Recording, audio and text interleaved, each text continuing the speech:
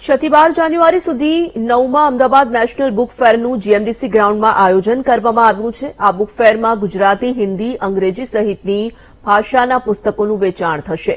Book ફેરમાં children film ફેસ્ટિવલનું પણ આયોજન છે।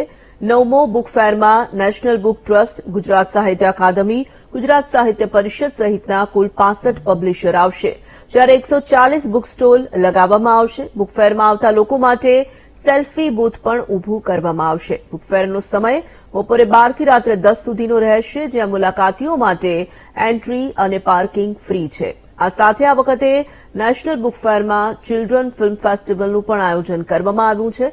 આ ફિલ્મ ફેસ્ટિવલમાં ગુજરાતી ફિલ્મ મારા પપ્પા સુપર હીરો, ચાર્લી ચેપ્લિનની ફિલ્મો સહિતની ફિલ્મોનું સ્ક્રીનિંગ થશે।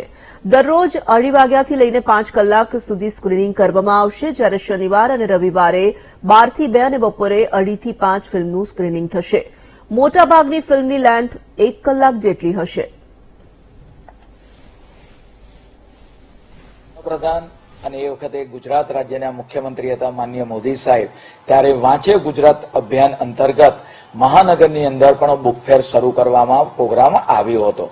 અમદાવાદની અંદર કાંકરિયા કાર્નિવલ હોય, ફ્લાવર શો હોય અને બુક ફેર હોય, તો આ લોકોનો સાંસ્કૃતિક કાર્યક્રમ સાથે સાથે લોકો વાંચન તરફ પ્રેરાય તે માટે આગામી 6 જાન્યુઆરીના રોજ ગુજરાત રાજ્યના માનનીય મુખ્યમંત્રીના વરદ હસ્તે બુક ફેરનું લોકાર્પણ કરવામાં આવશે।